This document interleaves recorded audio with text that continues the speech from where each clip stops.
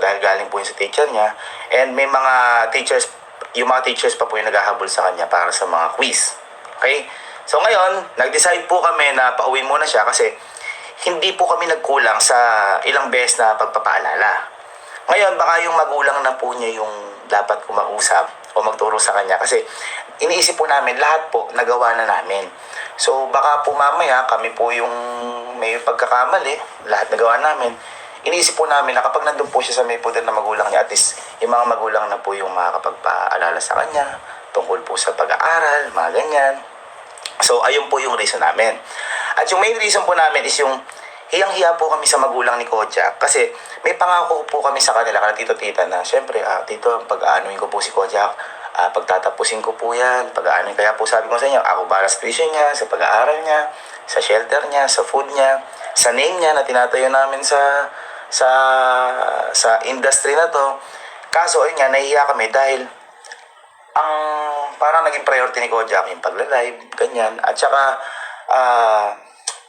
nakakalungkot dahil hindi ko po nagawa yun as dating teacher. Hindi ko po siya, although hindi ko po talaga siya magagabayan, ay hatid araw-araw, hatid pasok. Pero lahat po, ginawa po namin, lagi po namin siyang pinapaalalahanan na about po sa pag-aaral niya kasi sobrang laki po na epekto po sa amin dito ng pag-aaral. So kung sa iba, okay po yun. Sa pamilya po namin, hindi. Dahil isang malaking kayamanan po sa amin yung pag-aaral, kung makaka-apekto po yung pag-vlog o yung pagla-live niya tungkol sa pag-aaral niya, hindi po ako makakapayag. Kasi ayoko pong maging hadlang po kaming pamilya niya para sa pangarap niya, para sa pag-aaral niya. Yun po yung gusto naming iparating. So, next po, kaya po sila Kelsey, sila Kalo, wala pa rin silang page, wala silang vlog. Kung mapapansin nyo, hindi sila yung talagang literal nagbablog kasi ayaw nilang mahati yung oras nila. Gusto nila mag-focus sa pag-aaral. Silang dalawa na yun mismo. And kahit ngayon, parang may ginogol pa sila. Kasi meron na kami vlog pero ayaw nila. Kumbaga, priority first pag-aaral. At saka po, kahit po si Kalon, pinauwi ko po yan. Nung umpisa pa lang po kami, nag-umpisa pa lang po kami, pinauwi ko po yan. Kasi nung nakaramdam po yan ng sarap, medyo na naging manginginom naman si Kalo, ganyan.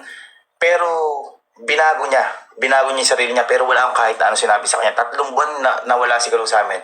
As nung pinabalik namin, sobrang grabe yung epekto kay Kalo. As in, grabe pag-aaral niya ni Kalo, nakatapos, regular, sobrang grabe yung lesson na natutunan ni Kalo sa pangyayaring yun. Tough love, sabi nga, mahirap pero kailangan.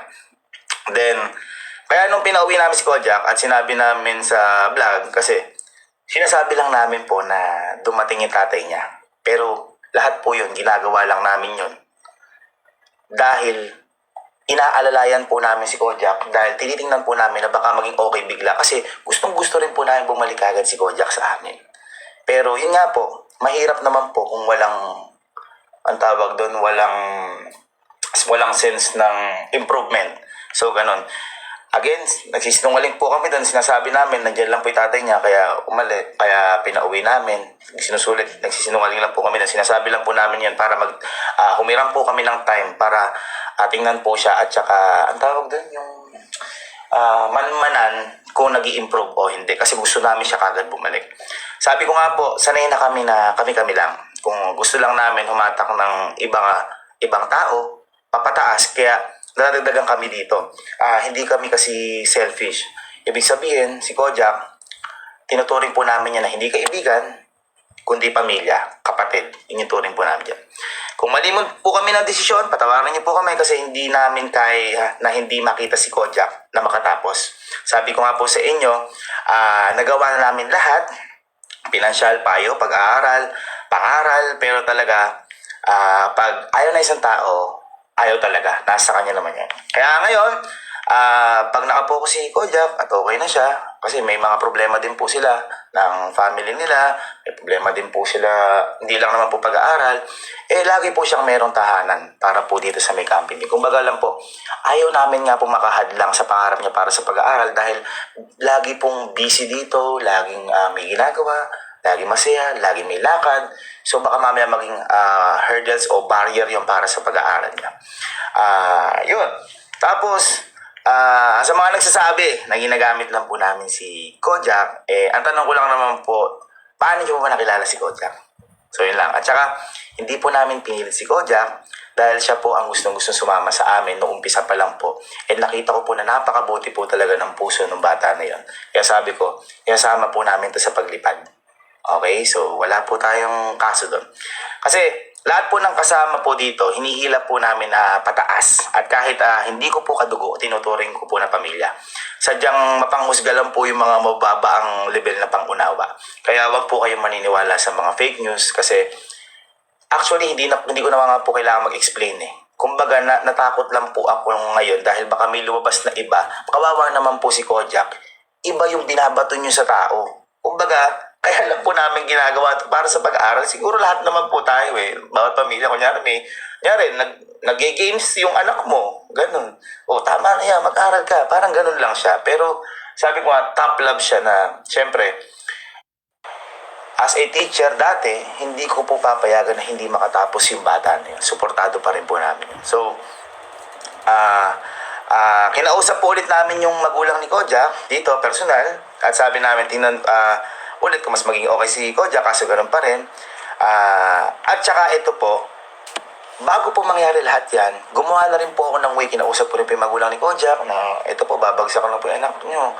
Ano po ba yung magagawa natin, tita, tito? So, ginawan po nila ng paraan, bla bla bla. Naging okay si Kojak, kinausap ulit lahat ng mga teachers.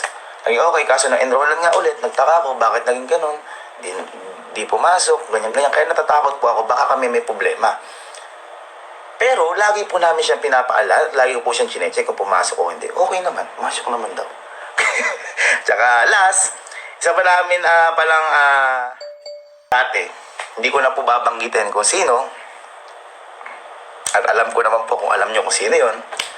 Yun ho, wala ho akong masasabi sa tao na yun. Dahil yung tao na yun, kung napanood nyo naman yung huling vlog namin, talaga bagsak-bagsak siya. And after po nun, hindi na po siya talaga pumasok. At marami pong akong hindi pwedeng sabihin dito sa tao na yun. Ako po ang nagpaalis sa tao din na yun. Kaya gusto ko po ako na lang po yung sisihin nyo. Kasi kapag nagpaliwanag po ako, ayoko po makasira ng tao dahil may pinagsamahan po kami ng tao na yon. Alam nyo na po kung sino yon. Again, hindi ko po kayang sabihin dito dahil masisira po yung tao na yon. Basta sa lahat na nangyari, wala kaming kahit na anong natanggap na sorry sa tao na yon. Okay? Pero all goods lang. Kaya ko po sinasabi na hindi ko pwede sabihin kasi may pinagsamahan po kami at mahal ko din po yung tao na yun na nakasama namin dati. Okay? At lahat po ng kwento na yan na sinasabi ko, alam po lahat ni Kojak yan. Kaya siguro kapag nagkwento na lang yung tao na yun, tsaka na lang kami sasagot kung ano yung totoo at tsaka tama. Kasi lahat po ng sinasabi namin, meron po kaming ebidensya. Grabe naman yung 100k. Ayun. Meron po kami lahat na ebidensya. Again, ako po yung nagpaalis sa tao na yun. And happy kami dahil ginawa namin yun. At buti na lang ginawa namin yun dahil nakita namin yung tunay na motibo. Okay? So, okay po tayo. Actually, ang pinaka nalulungkot dito ay si Kalo kasi siya yung nagpasok sa dalawa kasi kaklase nga po nila yan. Ako, never namin sila pinilit sa lahat. Kaya gusto ko isama sa amin para kahit paano makatulong ako sa simula para sa pagtatag ng pangalan po nila. Tapos, balik po tayo kay Kojak, yung mga maliliit po na reason. Minsan, magpapaalam po si Kojak pero nasa bahay na po nila. So, ang wino-worry ko po doon, nasabi ko ng po tita Tito, baka pumamaya dyan, ganyan. So, yun po yung mga reason. Ngayon, tingnan ko lang po dito. Tapos po, isa pa pong reason, may content po kami. Minsan, hinihintay pa po namin si Kojak, so nadidelay kami. Minsan naman po, nakakalimutan niya na may content kami, planado na lahat. So sabi ko nga po, eto seryoso po kami sa bagay na to kasi may mga taong naghihintay po sa amin para sumaya. So hindi po namin po pwedeng huminto kami para sa iba. Pangarap po namin to at pagpapatuloy po namin to kahit ano po mayari. So yun po yung mga small reason patungkol po kay Kojak. Pero again, sa isang tao na sinasabi ko sa dati namin nakasama, hindi na po ako magsasalita doon. So, ayun po. Hanggang dito na lang po. At marami pa po. Pero hanggang dito na lang po. Kahit kay Kojak at saka sa isa, marami pa po. Pero hanggang dito na lang po. At least nalaman nyo po yung mga yung mga reasons. So, again, kami pong pamilya, binigay po namin lahat. At hindi po kami nagkulang sa lahat. Pero kung ang tingin nila nagkulang pa kami na po ang humihingi ng kapatawaran dahil di namin na-meet yung expectation nila sa pag-aaruga sa kanila. And gusto ko lang po sabihin na magmahalan lang po tayo parati, mag-aral tayo ng mabuti, at ang pag-aaral at diploma, yan po ang panghabang buhay na kayamanan.